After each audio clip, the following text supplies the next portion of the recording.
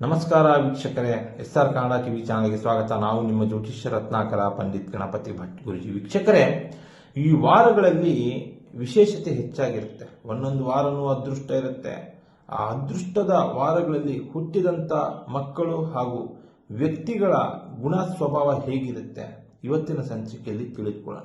ಪ್ರಥಮವಾಗಿ ನಾವು ರವಿವಾರ ತೆಗೆದುಕೊಳ್ಳೋಣ. ಭಾನುವಾರದ ದಿನ ಹುಟ್ಟಿದ ವ್ಯಕ್ತಿಗಳ ಗುಣ ಹೇಗಿರುತ್ತೆ?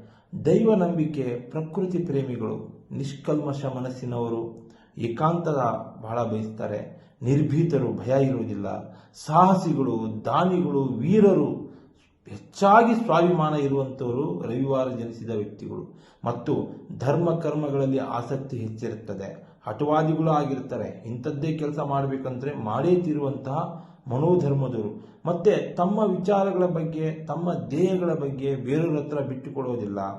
ಅಂದರೆ ರಾಜಿ ಸಂಧಾನ ಆಗುವಂಥ ವ್ಯಕ್ತಿಗಳಲ್ಲ, ತಮ್ಮದೇ ನಿಲುವಂತ ಸಾಧಿಸುವಂತಹ ವ್ಯಕ್ತಿಗಳು. ಸ್ವತಂತ್ರ ಪ್ರಿಯರು, ಕಲೆ ಸಾಹಿತ್ಯದ ಬಗ್ಗೆ ಹೆಚ್ಚಾಗಿ ಆಸಕ್ತಿ ಇರ್ತದೆ. ಬೇರೆಯವರಿಗೆ ಸಹಾಯ ಮಾಡುವಂತಹ ಗುಣ ಇರುವವರು. ಹಾಗೆ ಸುಳ್ಳು, ಮೋಸ, ವಂಚನೆ, ನಂಬಿಕೆ ಇದ್ರ ಮೇಲೆ ಇವರಿಗೆ ವಿಶ್ವಾಸ ಇರುವುದಿಲ್ಲ. ಇದನ್ನು ಮಾಡೋದೂ ಇಲ್ಲ. ಮತ್ತೆ ಬೇರೆಯವರ ಬಳಿ ತಮಗೂ ತೊಂದರೆ ಇದೆ ಅಂತ ಕೈವಡ್ಡಿ ಬೇಡುವಂಥ ವ್ಯಕ್ತಿಗಳು ಅಲ್ಲ, ಸಹಾಯ ಕೇಳುವಂಥ ವ್ಯಕ್ತಿಗಳಲ್ಲ. ಎಂಥ ಸಂದಿಗ್ಧ ಪರಿಸ್ಥಿತಿಯಲ್ಲಿ ಬಂದರೂ ಕೂಡ ರವಿವಾರ ಜನಿಸಿದ ವ್ಯಕ್ತಿಗಳು. ನಾಯಕತ್ವದ ಗುಣ, ಲೀಡರ್ಶಿಪ್ ಚೆನ್ನಾಗಿರ್ತದೆ. ಸಮಾಜ ಸೇವೆಗಳಲ್ಲಿ ತೊಡಗ್ತಾರೆ ಅಂತ ಹೇಳ್ಬೋದು. ಹಾಗೆ ಈ ಹೆಸರು ಕೀರ್ತಿಗೋಸ್ಕರ ಬಹಳ ಆಸೆ, ಒಳ್ಳೆ ಹೆಸರು ಬರಬೇಕು, ಕೀರ್ತಿ ಗಳಿಸಬೇಕು ಅನ್ನುವಂಥ ಆಸೆ ಇರುವಂಥ ಜನ.